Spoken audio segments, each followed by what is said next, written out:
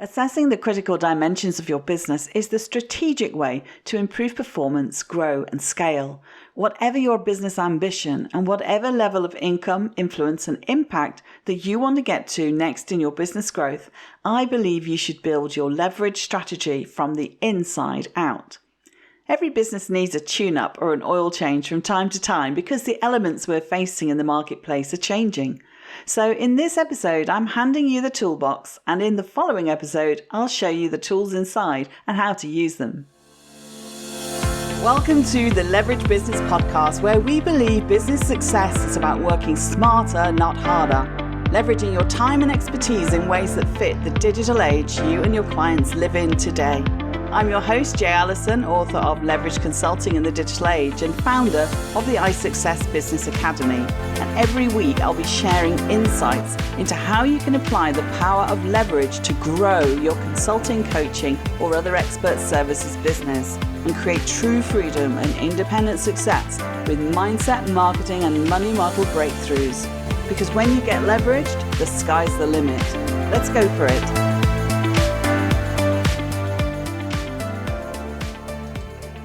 Hello again, everybody, and welcome to another episode of the Leverage Business Podcast. I really hope you're pushing into this new year with lots of enthusiasm and great business planning. But if you're still scratching your head where to start, where to make improvements, what to push, and what to let go of, this week's episode will definitely give you a way to plan strategically so you know where to make improvements tactically. Last week, I talked about 7 dimensions for building a thriving service business, and I introduced you properly to iSuccess, both in terms of my brand name and my expert system. It's the framework I use working with clients to improve critical elements in their business architecture and processes that are holding back success, and in particular, growth. So what that means is it's the tool I use working with clients to look specifically for bottlenecks, the barriers, the areas that need strengthening. It's incredibly powerful to pinpoint exactly what those things are so you know what to prioritize. And the businesses I've used it with, it's really opened up not only the operational blockages, but the mental blockages as well.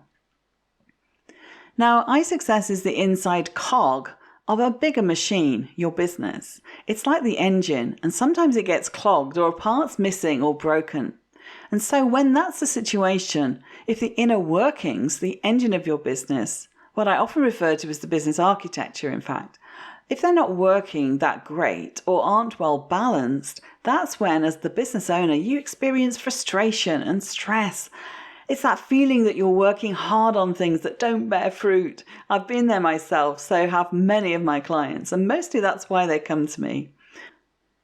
And I'm sure it sounds familiar to you too, now or at some time in your business in the past. Every business needs a tune-up or an oil change from time to time because the elements we're facing in the marketplace are changing. Today's climate is not the same as last year's climate or the year before. Certainly in most industries, our marketplaces are very different to what they once were. So we need a new engine, or at least a good tune-up, if we want to drive the bigger machine effectively. And by bigger machine, I mean your business. We can use the analogy of a car or a plane, but it's certainly not a bicycle. And the bigger machine that's your business, it's a flywheel. And if you look on the front cover of my book, Leverage Consulting in the Digital Age, the image there, that's the leveraged business flywheel in its full glory. So what's a flywheel, I hear you say? Well, a flywheel in this case captures the heart and soul of your business, not just the operational machinery. It's what determines whether you choose to drive a Ferrari or a people carrier, a 4x4 or a van, a private plane or a jumbo jet. It's your vision and values that's incorporated in a flywheel. The why, the what, and the how of your business. It's your strategy. And that's what iSuccess and the leverage business model helps with, the inner and the outer workings. And that's why in terms of the contents of the book, I organize the chapters according to the components of that flywheel, leveraging you right in the center, leverage marketing, leverage sales, and leverage delivery. And they draw on the inner dimensions while serving the outer activities that you do, engage, educate, enroll your most ideal clients. And that's the journey pathway that I talk about a lot, whether it's thinking about your ideal client avatar or your marketing funnel, your sales process, or your delivery mechanism. We want the strategy, the vision, values, and goals to inform the decisions you make about the inner dimensions, as well as how to drive the wheel operationally. Now, the aim with iSuccess is to make sure we're driving the right vehicle and that the vehicle is in top-notch condition and it's really attracting passengers that want to go on the journey with you. The work we do is in implementing effective and efficient business design and business process design that underpins your ability to meet the strategic and revenue goals you set for yourself. Okay, so in summary, the iSuccess 7 dimensions that I mentioned in the last episode, this is the engine that drives your business with a strong purpose, profitability, and process across your end-to-end customer journey. Now, the way I look at each of the 7 dimensions is as a potential critical lever, or lever as they say in the US. And that lever supports the leverage business strategy. So having all of those levers and all those elements working well together is what allows you to build, market, grow and scale your business successfully. All the moving parts are mutually reinforcing. The inner wheel drives the middle wheel to give you the leverage as you operate the marketing, sales and delivery components of your business. Neat, huh? When you strengthen the engine design and you improve your digital capability to run each part, you can turn the flywheel faster and more efficiently and have less frustration and more fun in the process. As I shared with you in the last episode, these 7 dimensions of success also form the basis of the curriculum for my Leverage Business Accelerator program. And it's in the way that we organize the resources and courses inside the iSuccess Business Academy membership. Having these focal points to diagnose bottlenecks is what helps people to clarify, package, and scale their business more easily and more effectively.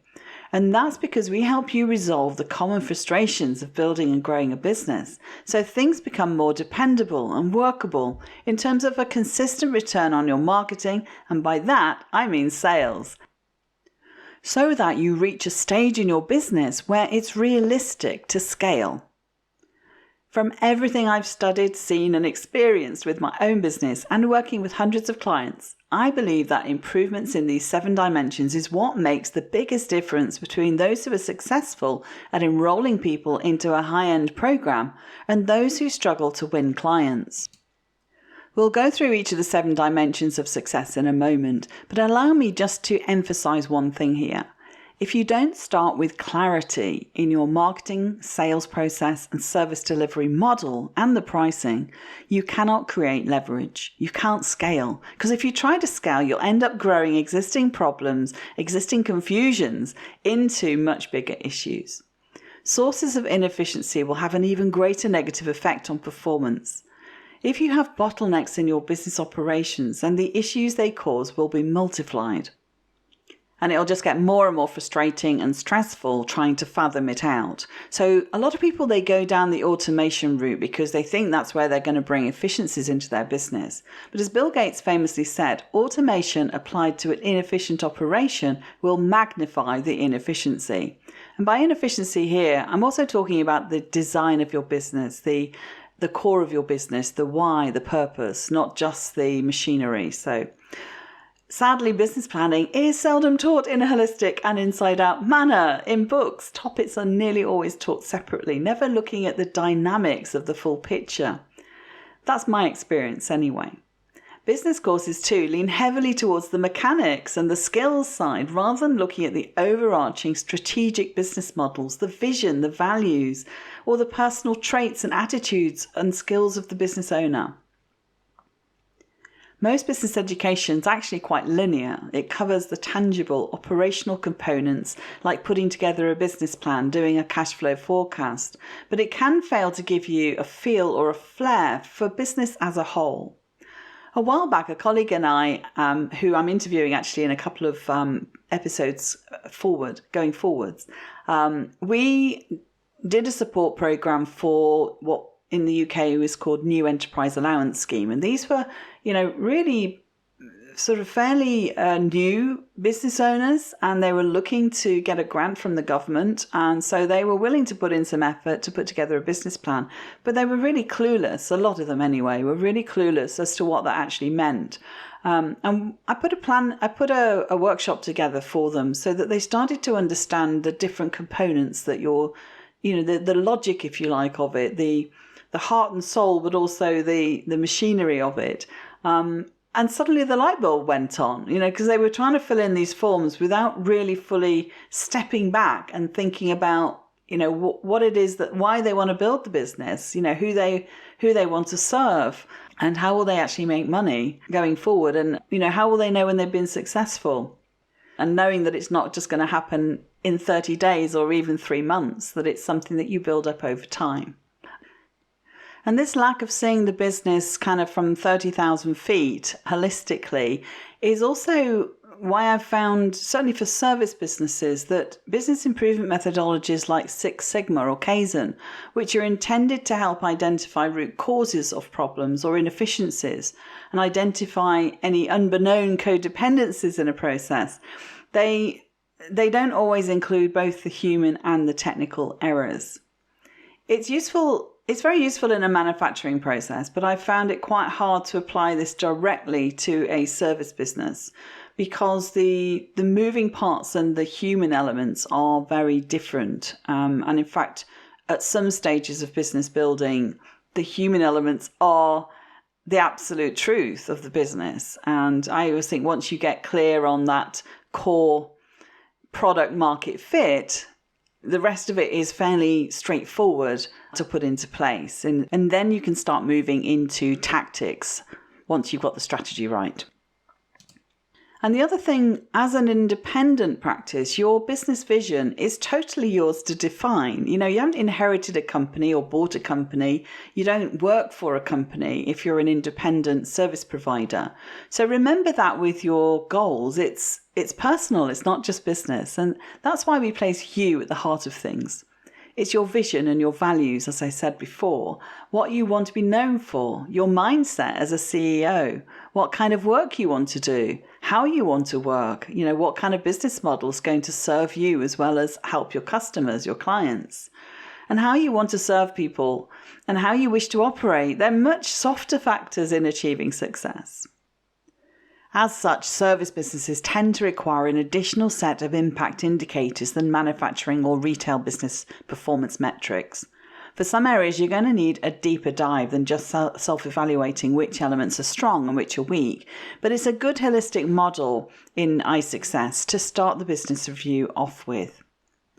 Nonetheless, not appreciating how one part of your business affects another is without a doubt why many people struggle to identify the real causes of business problems, how well each part is working individually, and how well they're working collectively as a balanced business. So let's go over the 7 dimensions, and then I'll illustrate what I mean about finding the real root cause of a problem and how the iSuccess levers can be applied. And I'm going to illustrate it using 3 examples from client projects I've been involved in, which are all quite common. So let's look at the iSuccess 7 dimensions or levers. Firstly, the aligning lever. The aligning lever ensures your road is paved with purposeful intent and your business is a source of happiness, not stress. Building a business that achieves your vision of how you wish to serve people and the impact you want to have means aligning everything you do with your authentic self as the foundation for your brand and behavior in the marketplace.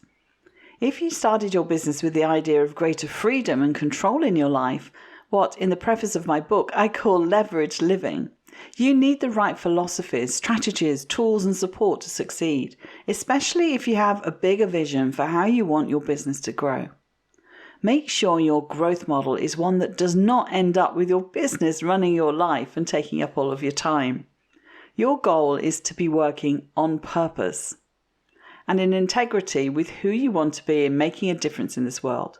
Your business should be a source of fulfillment and give you a sense of meaning and contribution. The second dimension or lever is the targeting lever. The targeting lever is used to identify a clear, relevant, and profitable niche, and the ideal audience and offer. Pinning down your best market, in other words, getting clear on your ideal audience and unique value proposition to them specifically, is by far one of the most important yet frustratingly difficult aspects of building a successful and viable business. At least for some people, it's a real sticking point. It's really worth spending time on this dimension and pushing through those difficulties though, because you want to get crystal clear on your perfect people by pinpointing a single persona, what we call your ideal client avatar or ICA. And this is someone who's totally right and primed for what you do.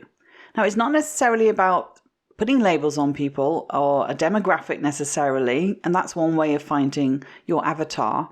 But it's also about what do the people that you can help the most have in common. What are their pain points? Where are they trying to get to? And finding commonalities there can sometimes be the way to really hone in on the people who you're best equipped to support. You need to ensure that this group are hungry and willing to pay for what you deliver as well. That's a really key part. So identifying the biggest beneficiaries of your expertise is a vital investment, and doing the research that you need, doing the outreach to kind of check your assumptions is all very important, because this ultimately will determine how successful you are when you put your offer out to the marketplace, and of course how many sales you make, and therefore determine your profitability. With a strong message to market match, product market fit, you're going to attract a constant string of interest to you. You become the hunted, not the hunter. When your messaging is generic, vague, or fluffy and lacks the right hooks, your marketing becomes a constant struggle. It's time-consuming, it's expensive, and it's ineffective. Your best target market is one where you can quickly position yourself as an expert and you can access the people that are your ideal target market. A top niche is only profitable if you can gain competitive advantage and take a bit of a share of the market. Okay, so number 3, the positioning lever. The positioning lever helps you become a visible authority in your field of expertise. It's the front engine for your business that generates leads. Simply put, no leads, no income, no business. When positioning is weak, lead generation tends to be patchy and inconsistent, which you see reflected in your client work and income. When you're well positioned in the marketplace and with some savvy PR, you don't have to work hard to attract high quality prospects and win them over. Something as simple as having the right keywords on your LinkedIn profile, for example, that's how I get business all the time. It removes all the frustrations and anxieties that keep you stuck in panic and overwhelm, wondering, if anyone's going to find you, and you end up being your industry's best kept secret. And I don't want that for you. So with the positioning lever, when you have a unique niche and a way of working in place, you can then work on identifying where your target audience hang out and establish a credible reputation with them as an expert authority for what you do. And this is what attracts business to you. You can't wade in there straight away and start sort of saying, buy my stuff, buy my stuff. You have to engage people first, and you have to provide value by some kind of educational content. And then people start to sort of see you as someone that has something to give. And when you give, you get. The positioning lever really underpins your content plan. What you're actually putting out into the world, whether it's by video, whether it's by writing, by speaking, that's entirely your choice. So you become the go-to expert, and people get used to seeing you via YouTube or via a podcast or via your articles on your blog or other people's blogs. They get used to seeing you speaking at summits and events, if that's your channel. It's not mine, but a lot of people, that's the key way that they make themselves visible, and they build a brand around that particular way of communicating. For others, and I'm a bit like this one, it's about writing books or creating courses, creating high quality educational material. But whatever the medium, whatever channel you decide is your platform, the positioning lever is all about getting visible. And you're not going to lay this all out overnight. It takes time to build up that authority. So don't worry if you don't have it all down straight away, because these things take time and sometimes you have to reinvent yourself almost as well. But really reflect on what you feel are your strengths, whether it's writing, speaking, or teaching, creating courses, for example, because I think that will give you a good way in as to how you're going to properly connect your authority, your expertise with the people that you can help, and what kind of medium they're going to resonate with as well in terms of your audience, where they hang out. So all of these things are factors, and it just does take a little bit of time to work out what's your best positioning so that you can apply the lever. You have to be visible for clients to find you. You've got to dare to be seen, if you like, and have a signature kind of communication style and channel. And so really having a sense of who you are and what you're about and what you stand for, and setting out some thought leadership pieces can really help you do that. And then you need the sort of professional client processes so that you build a velvet rope essentially around your service community, so that people have to almost apply. In fact, that's how I work. They have to apply to work with me. You can't just book it. You can't just book a place on one of my programs, because I want to make sure that it's really going to deliver the results that you're looking for. And it won't, not for everybody. It depends on so many things. And that's why we have a conversation about it and explore whether it's a good fit. So number 4 is the branding levers. Once you've got the alignment and the targeting and the positioning and you becoming visible, then you might want to work on perfecting your brand a little bit more. And part of branding and being magnetic to people is about your messaging, about using the right language, about really understanding how to touch the pain points and how to really get people hungry for what you can offer them. These days, the branding lever is an essential part of the success equation, because it's about creating an inspiring, irresistible brand.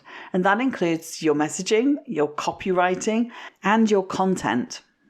It's everything that you put out there into the world, your whole way that you present yourself to the world, from, your color scheme to your personality. So find your platform, brand yourself around it, pick a color scheme, be consistent, and make sure that you really drive the key phrases that capture what you do, what you're expert in, as much as possible consistently throughout everything that you put out. Just bear in mind that before anyone will do business with you, it's highly likely that they'll Google you to check you out. And anytime you interact with people, online or offline, your digital visibility will matter.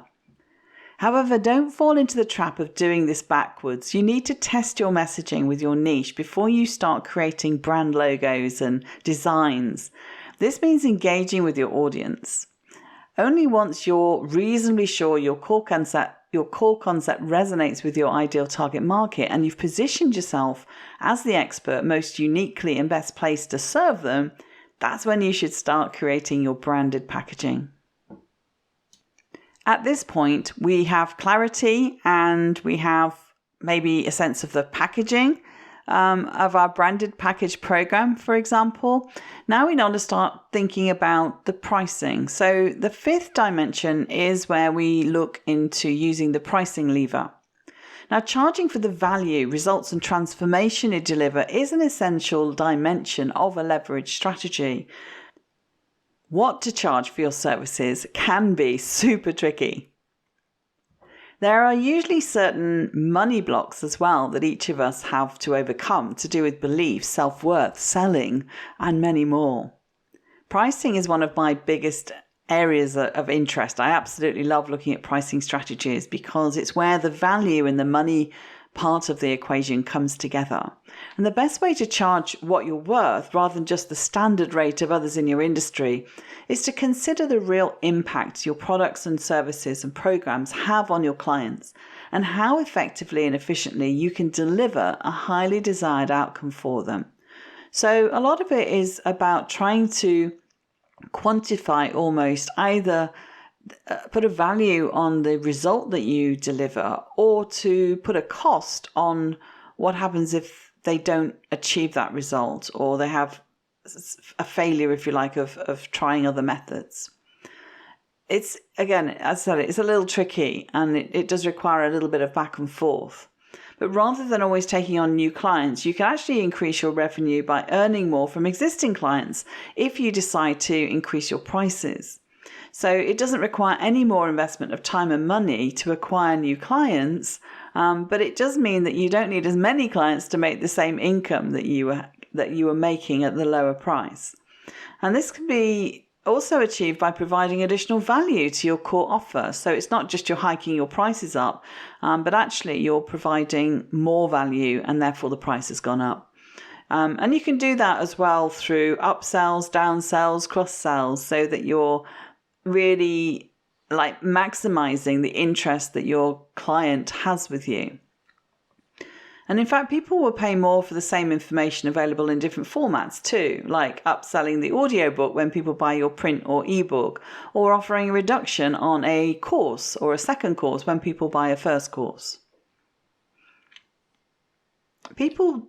I found in my consulting practice, certainly people aren't really interested in apart from through procurement processes, they're not really interested in how many hours or how many days, what you charge for those hours or days. They're actually interested in the end result or in the project that you're taking on. How many days it takes you, a lot of it depends on how experienced you are.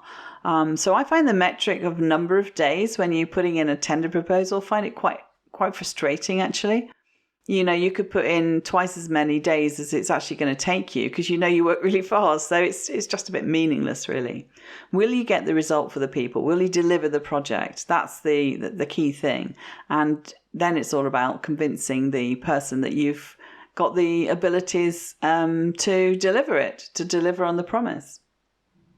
Okay, by this stage, we have a working model. We have a working product, an offer. And now we need to think about how we're going to put in place the machinery to take that product, take that offer to the marketplace. And that's where we come on to dimension 6, which is around the systematizing lever. The systematizing lever is about creating systems, as the name implies, for efficiency and smarter working. A lack of clear and straightforward systems is one of the biggest things that keeps a service business from being able to grow. Frankly, I'm shocked at how many business owners and consultants don't have a marketing system in place or even a game plan. Instead of having a robust workflow for their lead generation and business development, many service professionals are just flying by the seat of their pants. They're trying this, they're trying that, it doesn't work, they haven't tested it for very long, but then they sort of say, oh, I tried that and it didn't work. But really, you've got to sort of consistently be trying something and looking at the figures, looking at how it pans out, and have enough of a set of data, a big enough set of data that you can conclude that it's not working categorically. There's little point aligning targeting, positioning and branding if you don't also have an effective enrollment process in place and a delivery system working on your behalf 24/7. Creating structure and reducing labor intensity means that you have less anxiety and more time to enjoy the fruits of your success winning new business, and can spend your time on the high earning part of the business, which is your consulting or your coaching, your area of expertise.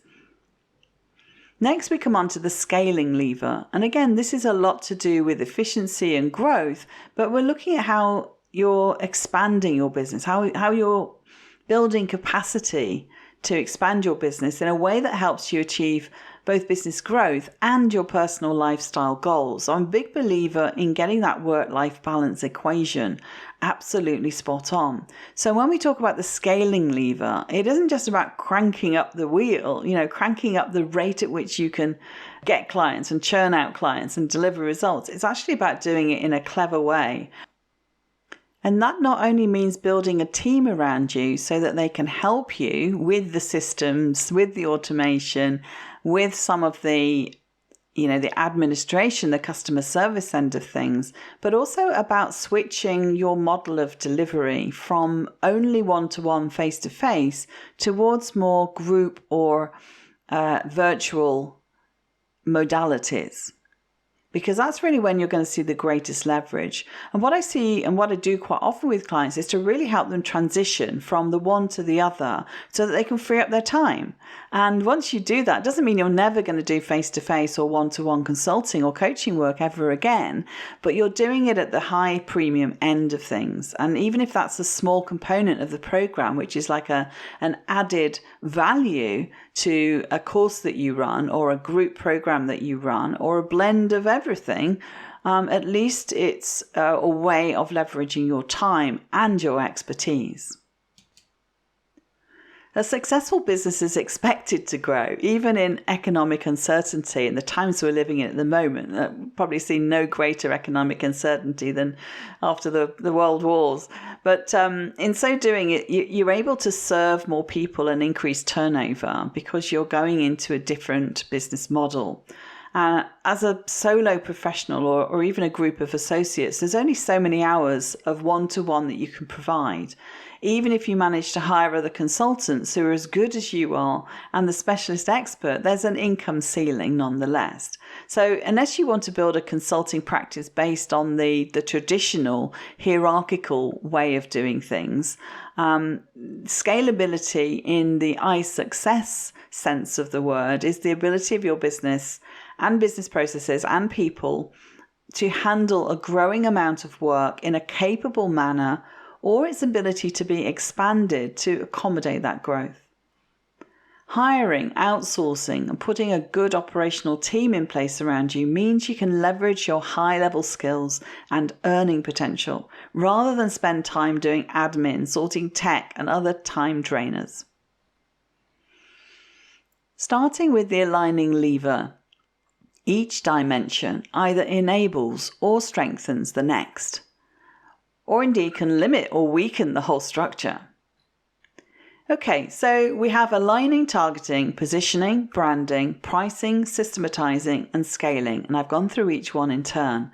It's like 7 steps you can take to review your business. And when you're developing your business, you're going to need to go back and forth a bit to get each one making sense as a whole strategy. Now let's turn to the aims.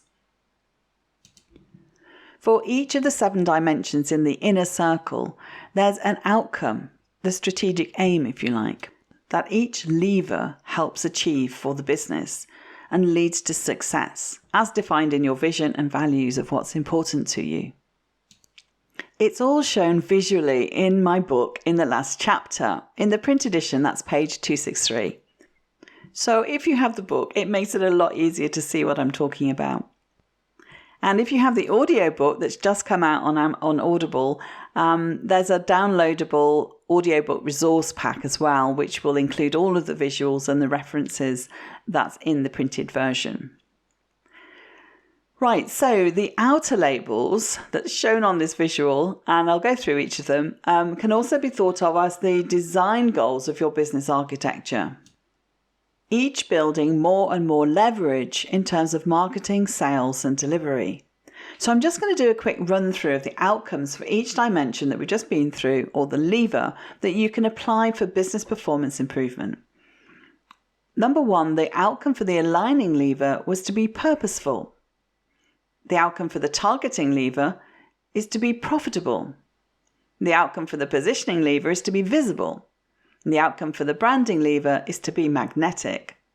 The outcome for the pricing lever is to be valued.